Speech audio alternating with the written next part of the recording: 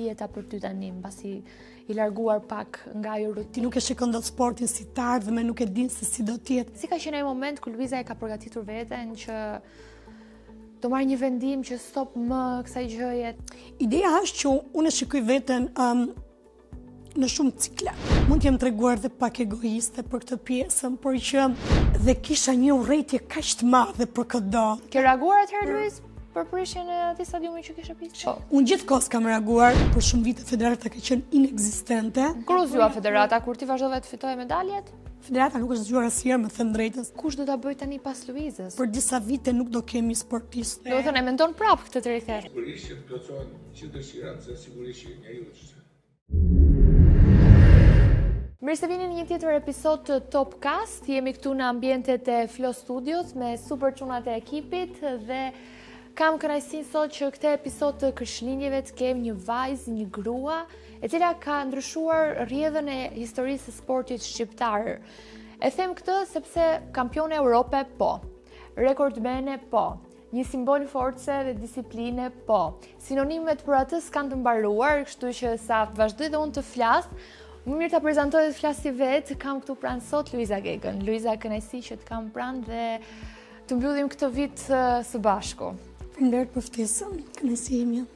Mirë, jemi në ditë Krishtlindjesh, e nisim njerëz si është kjo atmosfera për ty, çfarë simbolizojnë këto festat e fund vitit, si kalon Luiza këto festat? Unë në fakt për shumë vite, për shkak të sportit, edhe sidomos në periudhën e dimrit, shpërngulem nga Shqipëria për të ndjekur të ngrohtin, duke qenë që bëj sport pra jashtë. Po. Kështu që nuk është se i kam shijuar të paktën për shumë vite. Ndryshe nga çdo vit tjetër, duke qenë që unë këtë vit po bëj një pauzë, po i shijoj shumë që tek dekorimi i pemës kam shijuar, ndoja domethënë me këto detajet, sepse është një atmosferë vërtet shumë e bukur. Kështu që po më pëlqen shumë. Super, duke qenë se Luiza, le të themi kështu, është larguar nga ato garat e atletikës, por nuk i është larguar sportit, sepse prap është aty për trajnuar talentet e tjerë të atletikës. Luiza, si është jeta për ty tani, mbasi i larguar pak nga ajo rutina, nga ajo stërvitja intensive? Na trego pak më shumë. Sportit besoj që deri në fund të jetës nuk është se do i largohem, sepse është i pasion shumë i madh që besoj sportin, të paktën në tilla niveleve të njerëzve që e kanë vërtet shumë pasion e bëjnë, duke qenë që për shumë vite unë kam shprehur, ne vim nga i vend i vogël, jo, ti nuk e shikon dot sportin si të ardhmen, nuk e din se si do të jetë karriera jote, sepse në sport asgjë nuk është e sigurt, edhe pse ti në fillimet e tua mund të jesh talent, kur nuk e di se çfarë mund të ndodhi rrugës. Por që po, kam filluar të trajnoj sportistë të rinj, qoftë fëmijë që duan thjesht të merren me aktivitet fizik, sepse fëmijëve mendoj duhet t'i japësh të gjithëve mundësinë, ato ndryshojnë shumë gjatë, po themi moshës derisa arriten, sidomos do në adoleshencë kanë ndryshime që ti nga një fëmijë ndoshta që ti nuk i shikon element, mund të kthehet në një fëmijë që i dalin vërtet në pa shumë cilësi.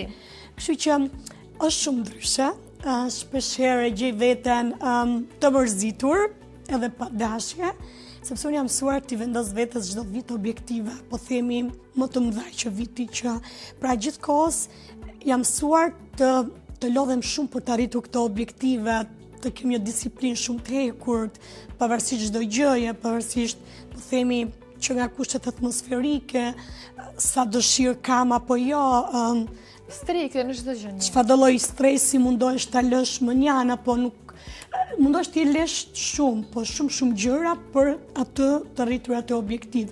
Ndryshe pastaj nuk mund të arrish në nivele të tilla. Prandaj, domethënë, shpeshherë sportistët merren si shembuj të disiplinës hekurt, se si duhet t'i arrish gjërat, sepse është shumë e vërtet. Ato duhet të lënë çdo lloj gjëje për të arritur ato rezultate, por më tepër ato e dinë që karriera e sportit nuk është kryesisht si karrierat e tjera, duhet ta mbyllim po them në moshë më të hershme, sepse është e varur edhe nga mosha biologjike. Pra, domethënë pavarësisht se nuk duam ta pranojmë vitet.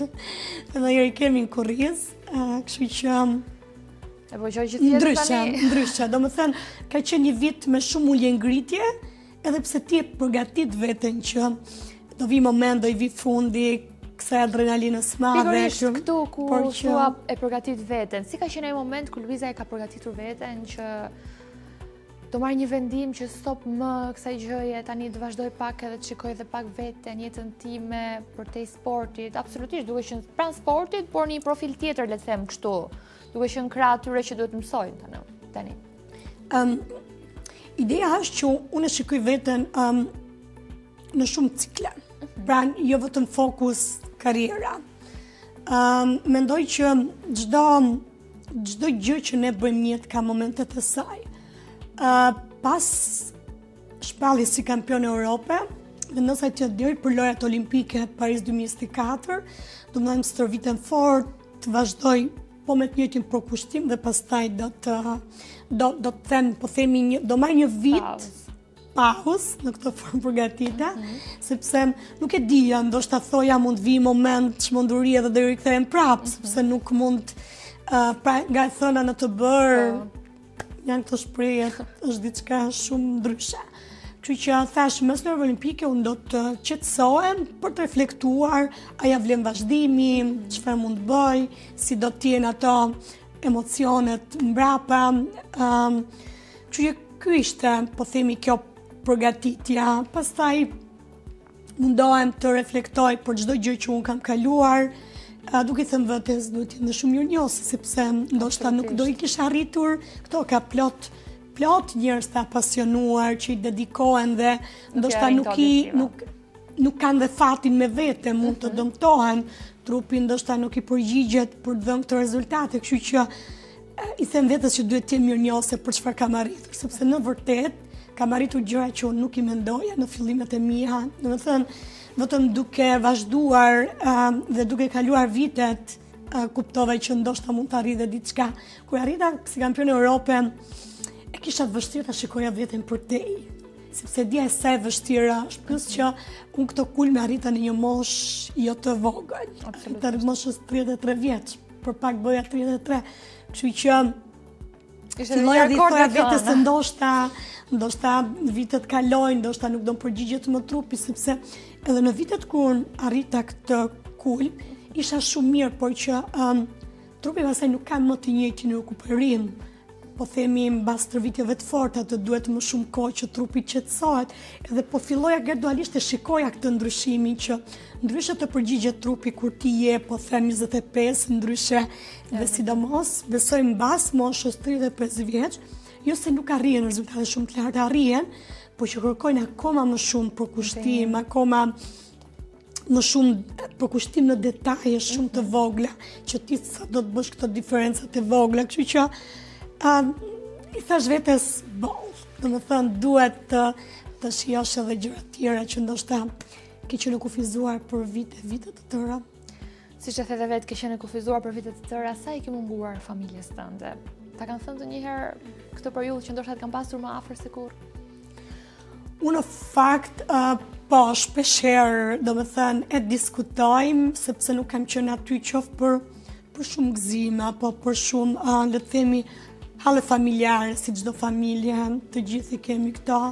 Kështu që unë gjithkohës kam qenë në përmale, duke u stërvitur për qëllimet e radhës, sepse e dija që çdo lloj hapi që unë do bëja mbrapa do më largonte larg objektivave, kështu që ndonjëherë shikoj veten që mund të jem treguar dhe pak egoiste për këtë pjesën, por që pastaj e di, kur vendos një objektiv, mundohem të mendoj çfarë gjërash duhet lejon për të arritur atë objektiv, sepse normalisht nuk mund t'i vendosësh objektivat, unë dua të arri majat edhe pa e pasur qartë se si ti do. Kështu që e merja çdo lloj gjëje parasysh, por që okej, erdhi momenti që tani po mundohem të qëndroj pranë, të kompensoj kohë. Unë kam fatin që vi nga një familje shumë e madhe, kështu që Po shijoj shumë këtë. Familja Dybrani përgjithësi janë të mëdha. Po që kemi edhe shumë këtë lidhje me, domethënë, kryesisht e kemi akoma këtë pjesën e familjes tradicionale që mundohemi fort. Jo mundohemi fort, por sigurisht që jemi rritur me këtë lloj fryme për që ndruar afër njëri tjetrit edhe sot është fatkeq familje të madhe. Shumë vërtet. Luisi që the edhe vetë, ndoshta ka nga ato personazhe që mundohen fort, bëjnë të pamundurën për të fituar një medalje, bëjnë pamundurën të arrijnë objektivin e tyre, por ndonjëherë fati nuk i ndjek. Ka pasur ndonjë rast gjatë karrierës tënde si atlete ku ka ndodhur një padrejtësi, qoftë në Shqipëri, qoftë jashtë, ose ku ty të është dukur që ka ndodhur ajo padrejtësi? Pafund, domethënë shikoj edhe sporti, besoj si çdo lloj profesioni tjetër ka këto, po themi, qoftë bryllat, po ndoshta më pak se sportet tjera, duke qenë që është një sport që ti kur deli pari nuk ka vend për interpretim. Pra, besoj ndryshe nga sportet kolektive, nuk të bëhen këto padrejtësitë në këtë lloj mënyre. Mirë, po prap ka vende për padrejtësi. Unë fakt kam pasur zhgënjim që në vitin 2012. Ne trego një herë. Kur duhet shkoja në lojrat olimpike në Londër, sigurisht ishte një ëndër shumë e madhe, sepse unë isha akoma në ato hapat e mi, por që në atletik, në pjesëmarrjen në lojrat olimpike, pavarësisht se ti ndoshta nuk e arrin standardin, po themi organizatorët e lojrave olimpike, atletikën e duan gjithmonë aty. Është një nga sportet, po themi më kryesore, që ti duhet kesh një përfaqësues nga shtetet përkatëse, për të qenë gjithmonë fakt ka qenë një djalë një vajzë, pavarësisht se nuk e arrin standardin. Unë në 2012 nuk e kisha arritur këtë standard, por isha sportistja më e mirë në Shqipëri. Merja bursë nga Komiteti Olimpik Ndërkombëtar, pa që jepen vendeve kryesisht që janë të varfra, edhe por që suportohen për që të kenë një përfaqësim sa më dinjitos. Isha në pikën derisa u morën masat e kostumit, u bë çdo gjë dhe në fund fare më thonë që shiko se nuk do të vish ti. Domethënë, unë pastaj nuk u përpoqja të gjeja kush ishte arsyeja, shkaku, sepse kisha një zhgënjim kaq të madh, ndoshta sepse kur ti fillon dhe ndërron shumë atë pjesën që do të shkosh e meritoja në fakt. Besoj që meritoja, kisha rezultate të mira, po jo, nuk isha shumë afër normës, por nuk e kisha kapur. Thjesht ika në shtëpi, edhe nuk i hapja telefones gazetarëve, doja thjesht të kaloja këtë mërzin time pa i dhënë shumë, sepse mendoj që do mërzitash edhe më shumë, qofse do diskutoja, sepse jam natyrë në fakt që nuk i toleroj padrejtësitë, sepse kur nuk më kënaqin rezultatet apo arritjet, duke i bërë padrejtësi tjerëve. Domethënë nuk e shijoj vetë, po dhe kur mi bëjnë sigurisht që Absolutisht. Po se thoya çfarë bëj, domethënë ta vazhdoj, mos ta vazhdoj, pra jem gjithkohës. Po sapo kisha filluar duke ndjer këto emocionet e mëdha dhe dija që nuk ishte aty limiti im. Pra isha ende e vogël për t'i dhënë fund karrierës, kështu që vendosa ta lë pas dhe të shikoj përpara. Vendosa thoya duhet punoj më fort, që t'i arri vetë këto standardet edhe mos le hapësira për të tilla gjëra. Kështu që gjithmonë, në fakt, i kam to momente, zhgënjimi, i kam kthyer në forcë. Domethënë, po them deri në fund të karrierës time, gjithmonë zhgënjimet jam munduar t'i kthej në forcë. Thjesht më shumë për t'i treguar vetes që jam më e fortë se sa për t'i treguar tjerëve që jam më fort. Kështu pastaj filluan të vinë këto medaljet dhe më të mëdha. Në 2013 dola e dyta në mesdhe. Dilja në Ballkan, por që ende nuk e kisha për këtë hapin për te Ballkanit. Kështu nga i moment pastaj fillova, pastaj dhe momenti i 2016-s ku ndola nën kampion Europe, prap këtu pati zhgënjim. Domethënë ky ka qenë zhgënjim ende më i madh, mendoj. Sepse thoya po të arrijë një medalje të madhe, ndoshta do kthehet syt, po themi, e institucioneve përkatëse dhe nga sporti.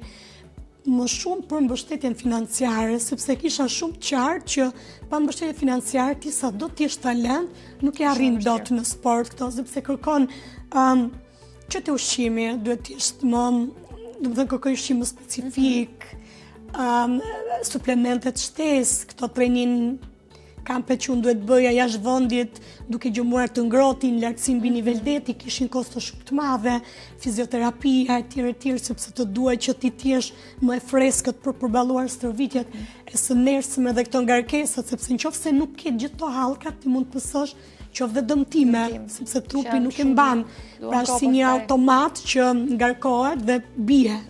Tillë është edhe trupi, në fund nuk kemi një makinë me karburant, kështu që gjithmonë jam munduar t'i kem qarta këto gjërat, edhe që unë arrita këtë medaljen e madhe, as sportist deri në atë momente nuk ishte mundur qoftë të futej në një finale europiane dhe pikërisht vit ne na prishet stadiumi vetëm që kishim për stërvitje Qemal Stafa.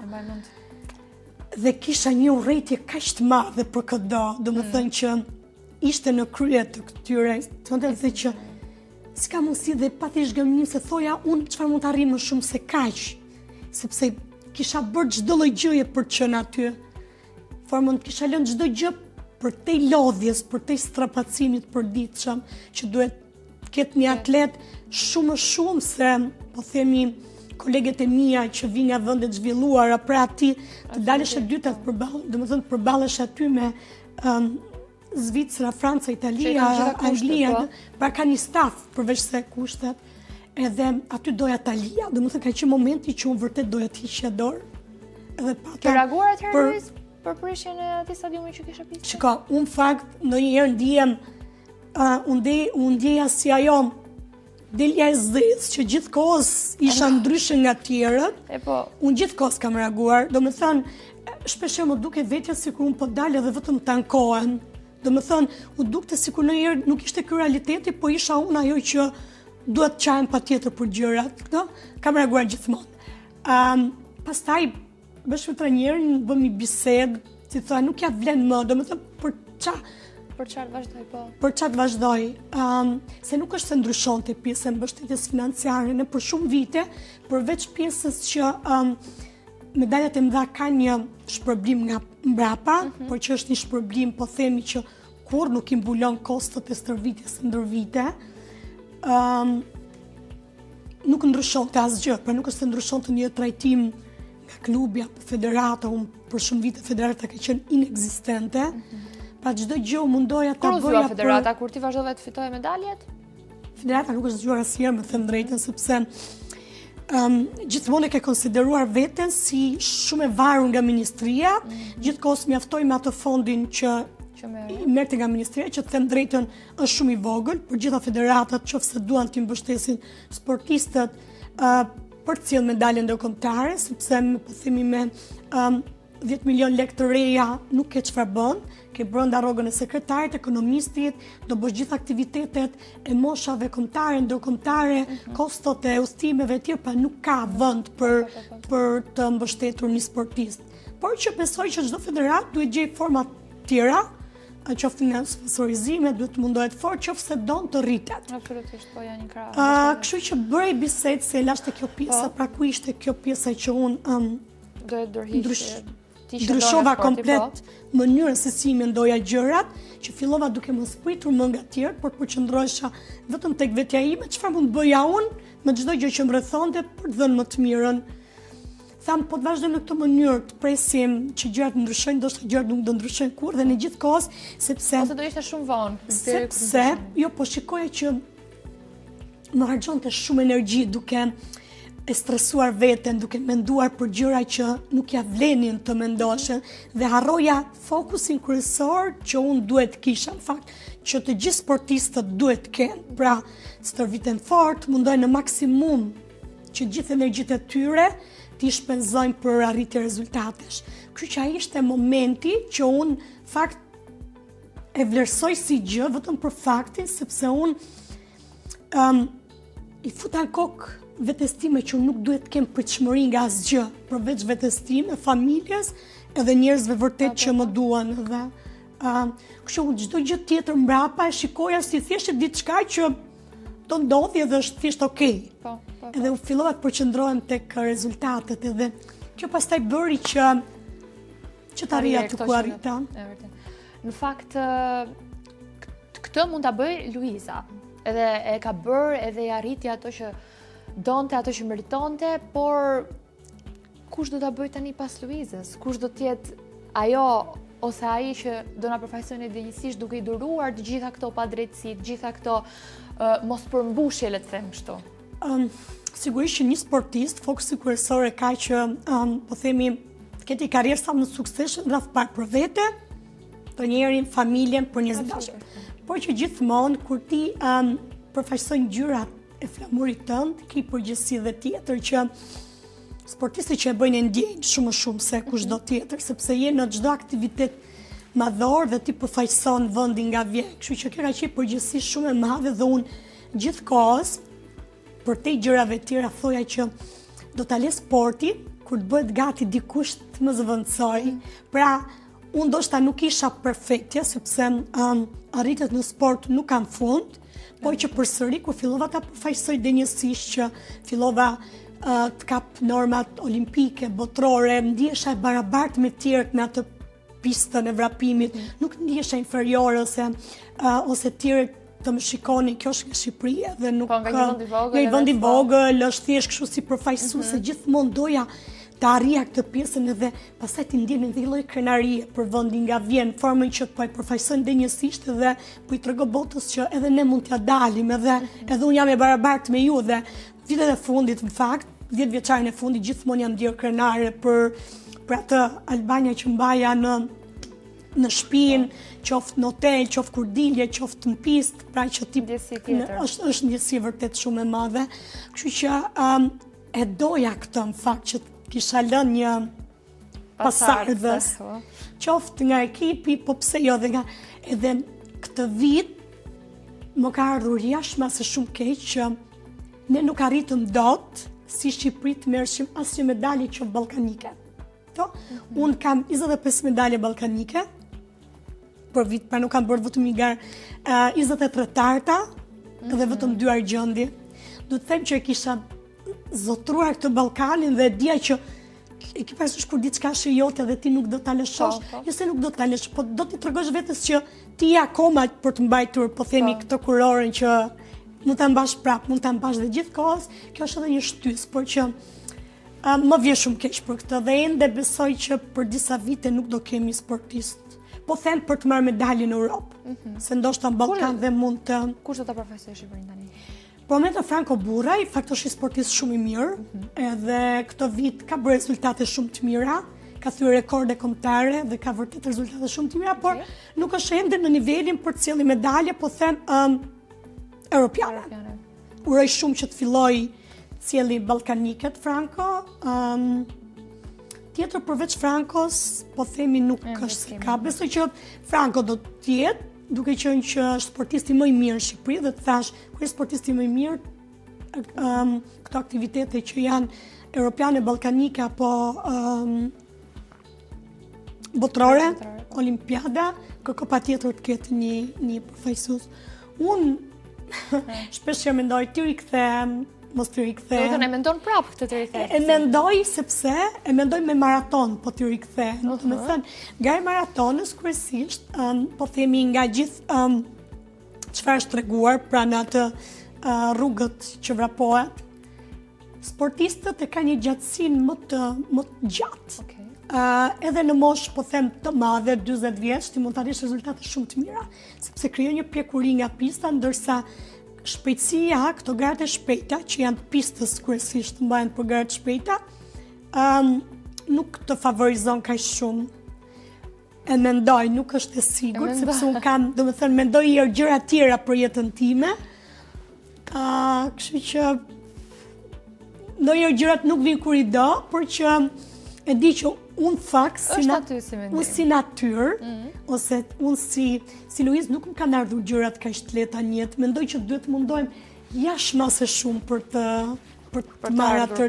Nuk e di kështu e mendoj. Domethënë, kam punuar jashtë se shumë për te limiteve ndonjëherë dhe kur e mendoj nuk e dija do e bëja dot më këtë sakrifica.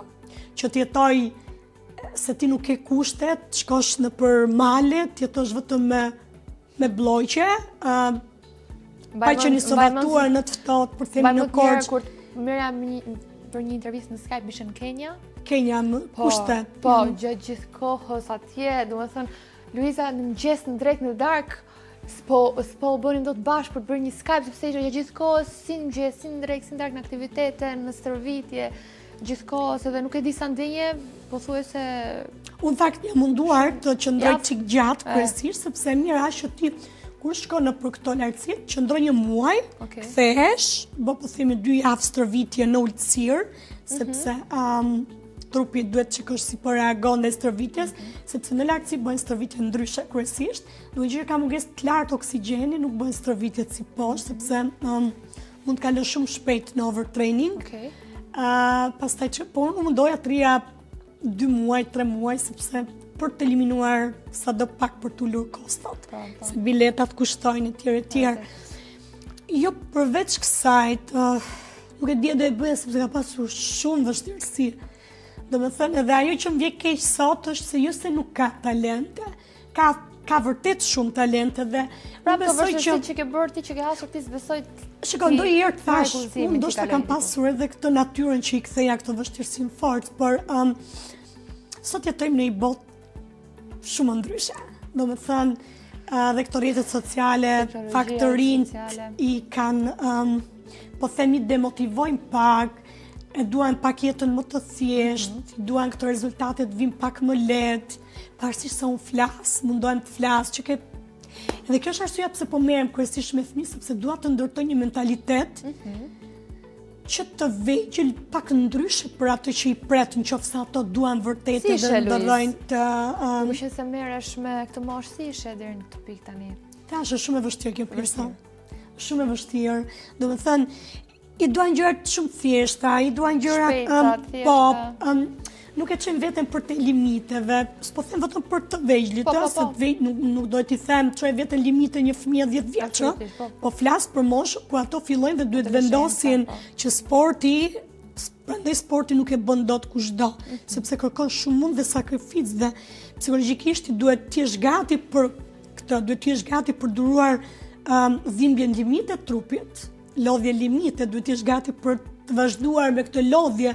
Duhet të jesh gati që të çohesh nesër, duhet të jesh gati pavarësisht se ti do kesh një festë me shokët, do jetë kohë e keqe, ti duhet të jesh gati për të dalë atë pistën e mbrapimit. Pra, mund ta bëj 1 ditë, 2 ditë, por e kanë vështirë këtë vazhdimin. Pastaj gjë tjetër që shikoj është që shpërqendrohen. Pra nuk din se ku ti harxojnë energjitë. Do me thënë, vinë edhe e bëjnë stërvitje si diçka për të bërë. Jo. Për ta mbaruar për cikun. Unë në fakt nuk e harroj, por që unë e kam arritur gjërat pa e ditur formën se si, por gjithmonë kam qenë, ndoshta ka punuar dhe kjo pavedia ime për t'i arritur gjërat. Unë e dija që duhet t'i jap maksimumin, asnjë gjëje në jetë nuk i futem, qofse unë nuk jap më të mirën. Pra, jam si natyrë që edhe e mbaj mend veten edhe të vogël. Se kam qenë natyrë shumë, gjithkohës isha, doja të bëj të merresha me diçka. Ashtu si isha si një çun aram, se shumë kisha edhe pjesën tjetër që pëlqente të merresha me kuklla dhe t'i bëja fustane shumë bukura dhe bëhesha kreative, si ta bëj, që kaj fustani mundohesha të jepja maksimumin. Gjeja tela, i bëja të kovën për vellën, do të thënë isha gjithkohës dhe pse më pëlqente që unë t'jepja më të mirën time, në çdo gjë, mbaj mend veten time të tillë, edhe kur i futem me diçka nuk më pëlqen kjo pjesa që t'i le vend vetes që pse nuk u përpoq edhe pak. Unë për shembull sot nuk kam pendesa çfarë mund të kisha bërë më mirë, sepse mendoj që nuk kam pas asnjë gjë që mund të bëj më mirë. Kur fillova që erdha në Universitet Tiranë, sepse siç e di unë jam rritur në Durrës. Thoj unë duhet të rinë në Tiranë që të shikoj ku mund të arrijë. Qofse shikoj që ky është limiti im, do merr sepse motrat e mia punonin, unë isha vetëm në familje që përveç se spunoja, kisha dhe kosto të tjera, se duhet të rija në Tiranë, duhet të kesh të bazën materiale që ke atletet, ato këpucët me thumba e tjera, këto grumbullime që ne duhet të bënim e tjera, pra ishte i kosto shumë e madhe, dhe mundohet thohet paktën, shikoj ku mund të arrije dhe trajneri nuk duke harruar unë çdo gjë që bëja, i jepja këtë feedback-un. I kisha muskujt në këtë mënyrë në fillim, me zimerja frym, u lodha këtë kilometër, sepse mendoja me kokën time, pa e ditur që ai ndoshta më bëj një program më të mirë nesër, pra duke ditur si jam unë sot, duke ditur këto mangësi që unë ndjej, sepse je ti ai që Shumë e vërtet. edhe gjithkohës kur ai pa që unë e doja me ngul këtë pjesën që unë të arrija diçka, filloi fokusi më i madh, sepse mendoj që duhet jemi ne që t'i kërkojmë gjërat. Në vërtet. Pra është sportisti që duhet të jetë gati 10 herë që të jetë trajneri një herë, nëse nuk e shikon këtë dëshirën tënde për arritje, nuk ka çfarë të bëjë trajneri, çfarë do lloj programi, edhe sikur trajneri më i mirë i botës ty të bëjë një program të dedikuar, nëse nuk je ti I përkushtuar. nuk e arrin dot. Kështu që unë gjithkohës unë e bezdisja, ai punonte në atë kohë në punë shumë të rëndësishme, etj, dhe unë që në mëngjes thotë, çka kam unë sot, sepse do ikja në shkollë dhe dohet përgatitesha, çfarë kisha, çfarë prisja, a duhet të marr ndonjë orë leje, pra domethënë e kërkoja këtë, edhe më vinte programi që mëngjes, edhe ndoshta ai kur ishte në përmbledhje, kur ne fillonim stërvitje, nuk ishte mundësi në fillim të na dërgonte, se shpeshherë na kapte edhe në stërvitje, se ai kishte punët, edhe vetëm unë e di, më thonë, po ti nga e di. E ti kam kërkuar, por kjo ndodhte disa herë, domethënë sportistët e tjerë dhe e neglizhonin si gjë. Kështu që ai pastaj kur pa që unë kisha edhe Përkushtim, përkupim. dhe progres, la gjithë punët, domethënë për të ndjekur të pasionin, sepse po merrte shumë emocione, domethënë një nga arsyet mendoj që edhe pse unë jam shtyr, ka qenë sigurisht familja, po edhe për kushtimin që kishte trajneri, domethënë kam ndihmuar shumë, sidomos në të mia dhe thoja të paktën, unë ndoshta nuk do t'ia kthej kurrë, si të thosh, pjesën financiare, po të paktën këtë kënaqësinë emocionale që ai edhe mund ta ndjej nga unë, pra sepse pash la çdo gjë dhe kishte shumë pasion. Kështu ka pasur, domethënë, edhe këto gjërat, po themi që mund duken si të vogla, mund kanë shtyr shumë për këtë, po themi këtë arritjet. E the që ka qenë e vështirë për ty të marrësh një jetë, domethënë ke bërë shumë për të fituar diçka, ke bërë shumë për të marrë diçka. Sa ka bërë Luiza për të marrë dashurinë, për të fituar dashurinë? Sa e vështirë ka qenë për ty? Se për, siç e the edhe vetë, për një sportiste gjatë gjithë kohës e përkushtuar vetëm te vetja, pak egoiste, le të them kështu, sa e vështirë ka qenë për të shohësh pak këtë. Nga arsye pse ka qenë e vështirë, që ne nuk është se kemi një komunitet shumë të madh sportiv, edhe sidomos po themi komunitet vajzash të sporteve individuale, edhe djemve që të jenë nivele të larta, dhe ne që ti kur je një ekip i madh, po themi edhe kombëtar, kur shkon në për training campe, mund të sherësh gjëra në formën që eksperienca tjera, mund të keni gjërat përbashkëta, se kur flet me dikë ti kupton dhe botën e atij, po kështu që për shumë vite unë nuk e kam pasur këtë, po themi këtë mundësinë për shumë vite, sepse thash, kur shkoj në përgrumbullime, nuk është se kemi duhet që unë vetëm unë isha në këto nivele, vetëm unë e bëja këtë sakrificën. Po them ndryshe nga vendet tjera që vinë si ekip edhe shpeshherë lindin dhe këto, për ne thash, ti duke biseduar e një tjetrin në shumë dimensione, edhe mund të lindin këto shkëndijat. Për shumë vite, thash u dedikova vetëm sportit, sepse nuk i bëja dot të dyja. E shikoja që askush nuk e kuptonte pjesën që ti duhet t'ikësh, të largohesh maleve, sepse besoj që çdo lloj gjëje, pra si kjo pjesa e sportit, çdo lloj gjëje në jetë, po nuk i dhe përkushtimin që duhet, asnjëherë nuk funksionon siç duhet. Kështu që për shumë vite nuk është se kam shijuar pjesën e.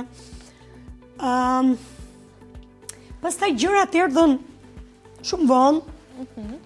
Nuk është se kanë ardhur për kësa këtë dashurisë të madhe që lindi, erdhën shumë çuditshëm, ndoshta për faktin që unë isha beqare, se tani dihet më, domethënë që personi që unë jetoj sot është trajneri, por që gjërat kur nuk kanë ardhur për mënyrën edhe si janë komentuar deri diku, ka nisur shumë vonë. Ai për shumë vite, po themi, nuk kam pasur një lidhje të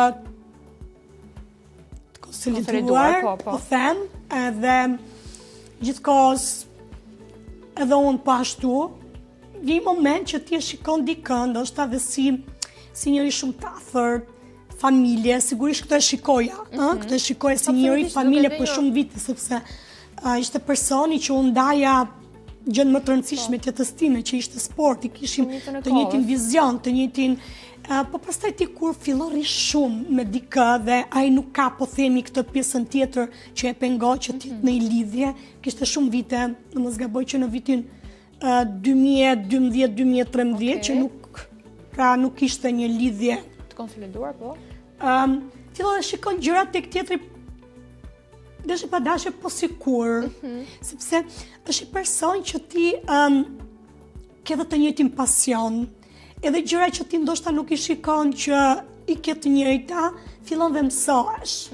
Kur ti vjeton, rri shumë atë person, edhe në këtë lloj mënyre ka ardhur, por nuk është se edhe unë për shumë vite, po them për disa vite, nuk është se e pranoja dot si gjë këtë pjesën që ky njeriu mund të jetë edhe njeriu i jetës time. Po, se ke parë që gjithë kohës ma të po, edhe unë për shumë vite, unë edhe sot, edhe njerëzve ju bën çudi që unë si i them trajner, kur jam tek tjerët. Por, se dua ta shpjegoj këtë gjën. Në bashkë me atë, pra me këtë lloj statusi, kam arritur gjën më të rëndësishme deri tani të jetës time, në formën që sigurisht për te familjes, po për atë që mua më përmbush. Të jem kampion Europë dhe të përjetoj emocione gjatë rrugtimit tim që vetëm unë i kam përjetuar, pra nga ky pasion i çmendur që më kthye për këtë sport, edhe dua di kushdoj që ky është trajneri im që e ka arritur këtë gjë tek unë, kupton? Pra besoj që ky është i status, ai statusi, po themi si taulant, është për mua. Ndërsa për tjerët që unë du vërtet ta din çfarë ka arritur ky person tek unë është kjo pjesa trajner. Edhe më duket sikur ja ul këtë pjesën kur i them nemër, dhe sigurisht tek fëmijët, pra sepse tek ky komuniteti sportiv, po them jo kur ne jemi darkave apo kur kemi diçka, nuk do i them trajner, pra në emër patjetër se edhe nuk është. Por kur jam me fëmijët ose me të rinj, i them trajner, sepse du vërtet ta di që shiko, ky është trajneri im, sepse ato ndoshta më njohin mua si fëmijët, po them se un kam qenë më ekspozuar, patjetër sportisti është funditës për fat mirë, për fat keq, te këto dalje publike është më shumë, po themi personi që i merr këto merita, kurse trajneri është ka pjesën mbrapa që ju gjithë e din, edhe dua t'i tregoj gjithë që shiko, ky është trajneri im. Unë kam dalë kampion Europë, po për fatin e madh që kam pasur këtë njeri në jetën time, kështu që e kam pasur pak vështirë, domethënë ta bëj si publike pjesën. Pse të vështirë? Po them edhe për këtë, sepse njerëzit gjithkohë se kishin ta shihnin në këtë lloj pjesë, dhe nuk e di, se dhe vetë nuk e kisha imagjinuar që mund të përfundonte gjëja në këtë situatë. Po, kështu që edhe nuk është se akoma nuk ndihem kaq komode që ta flas si gjë. Mirë, taulanti...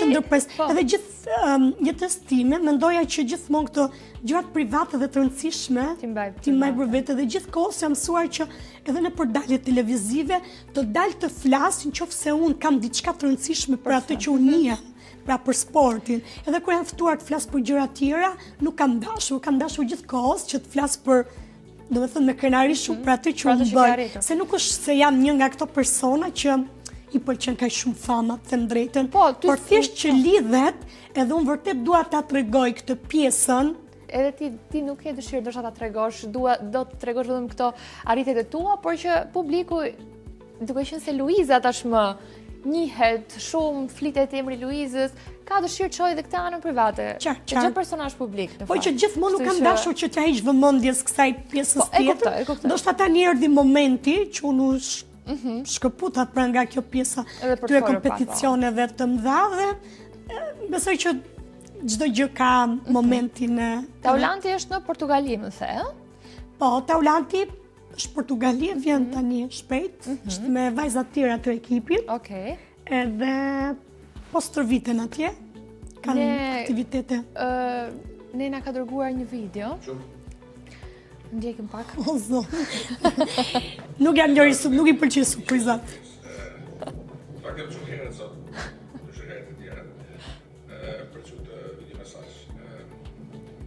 Është era parë pas 15 vitesh që jemi në grupin e parë. Unë Portugali dhe ti në Tiranë.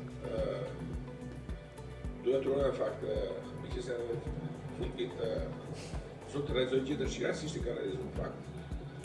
Edhe shumë vit më i mbarë, edhe sigurisht që të plotësohen gjithë dëshirat, se sigurisht që njeriu që të talë dhe s'ka ca objektiva tjera, të kjo objektiva të reja, edhe sigurisht do me ty, kështu që shpresojmë që vitin tjetër na gjejë më mirë. Do pafshim nga Montegordo, Portugali. Mirë, Është shumë e vërtetë, është hera e parë dhe unë dihem keq që nuk jam, sepse kur shkoj në për këto grumbullime një fokus 100% e objektivi, por nuk mund të shkoja për të mbështetur vajzat, por për shkak të akademisë duhet të rri dikush këtu, edhe tani duhet unë të mbështes këtë pjesën tjetër. sa romantik është Taulanti, Luiza?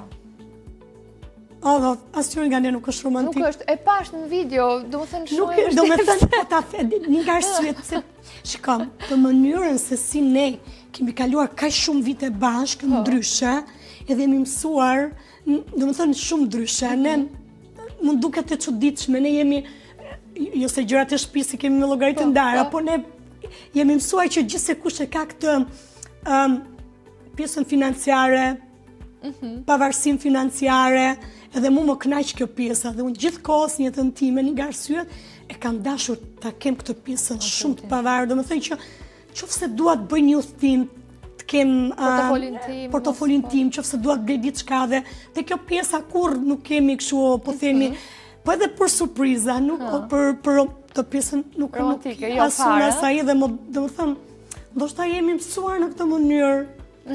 Po, ndoshta nga që keni qëndruar shumë bashkë dhe prandaj si bën ndoshta përshtypje. Çfarë do të thuash tani Taulantit?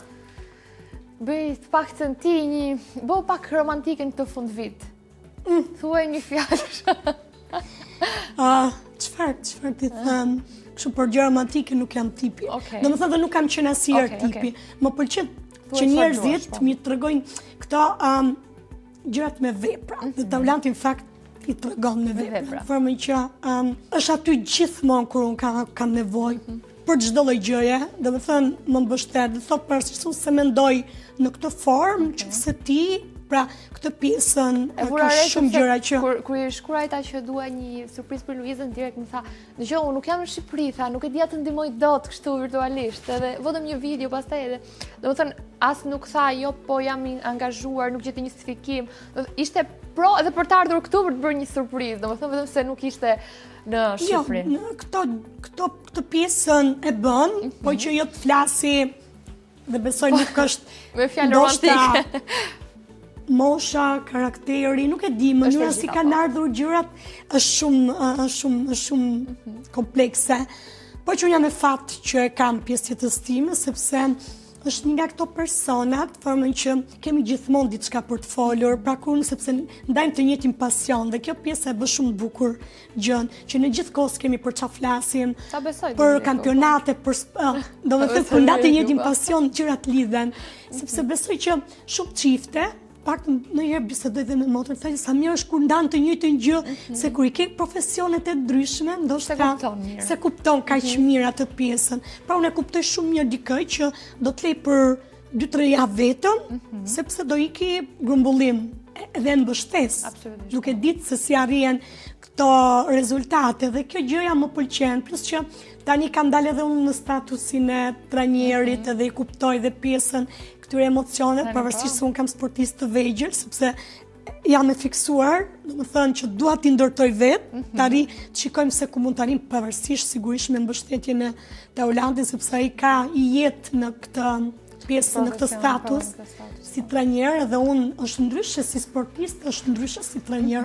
Unë jam pak më tolerante. Je më tolerante? Po, mu më dhimë se në pak më shumë kur lodhe. Sepse ke përjetuar ti?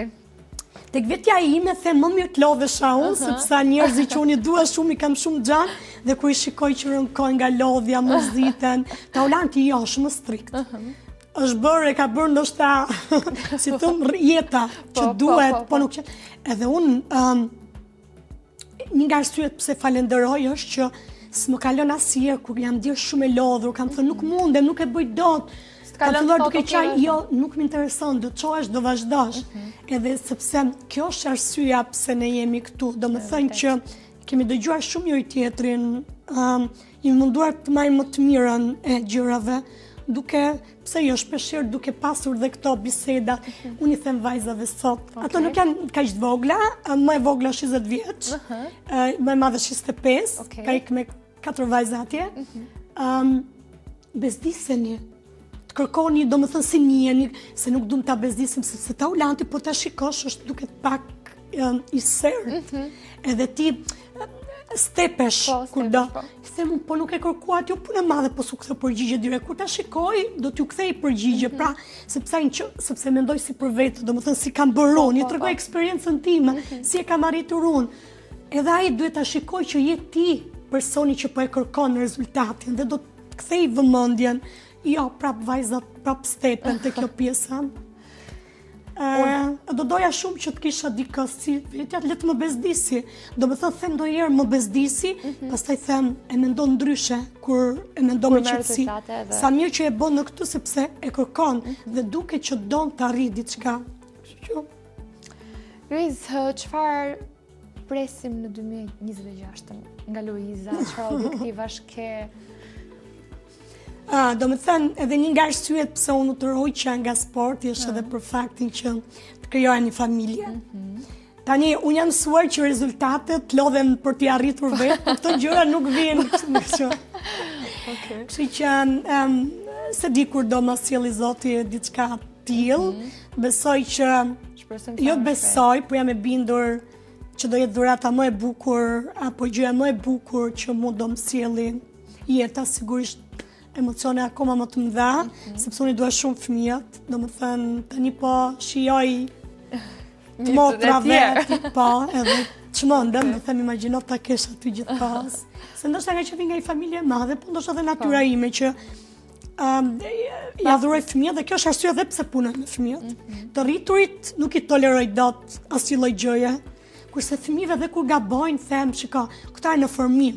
Edhe unë ndoshta edhe mund të kontriboj kur këto gabojnë, të mundojmë t'ja përmirësoj, sigurisht, me hapësirën që unë kam, edhe më pëlqej kjo pjesa. Shpresoj shumë që t'arrihet ky objektiv, se kjo është diçka më shumë se një objektiv. Kjo është hapi parë, pastaj nëse do ndodhi kjo, nuk e di se si do rrjedhin gjërat. Unë shpresoj shumë që viti 2026 të jetë plotësimi i një familje që Luiza dhe Taulanti duan së bashku. Jam shumë e bindur që ato fëmijët që stërviten me ty janë shumë e fatë që të kanë, dhe shpresoj shumë që në arrisësh një talent, ashtu siç na ke kënaqur ti zemrën dhe shpirtin duke parë çdo garë tënde me aq pasion, me aq disiplinë, me ato medalje që merrje. Domethënë kishe qejf, domethënë të hapje sytë të shkruaj ato lajmet për Luizën, një vend kaq vogël sa qemi ne për të marrë një arritje aq të madhe. Jam vërtet shumë e lumtur që këtë vit e mbylla me ty, me një vajzë e cila ka treguar suksese ndër vite, dhe shpresoj tani që në këto vite të ardhshme suksesi do të mbizotroft në jetë, në familje dhe kudo, Luiz. Falenderoj shumë, unë shijova shumë fakt. Se di, i uroj fakt gjithë shqiptarëve që të realizohet çdo dëshirë që ato kanë zemër, por them dhe që të mundohen për t'i realizuar, sepse nuk mund t'i realizojmë qofse ne qëndrojmë duke pritur që ato të në realizojnë pa munduar ne. Absolutisht. Që suksese në çdo. Dhe luftoni shumë për të arritur atë që doni, sepse Luiza është një nga ato shembuj që ka luftuar vërtet shumë për të arritur çdo gjë që ka dashur dhe ka marrë në jetë. Edhe një herë shumë faleminderit që na ndoqët, faleminderit gjithë mbështetësit e Topcast, ndërkohë që do të shihemi vitin tjetër me episodin e radhës. Faleminderit që na ndoqët dhe gëzuar 2026-ën. Ju puth.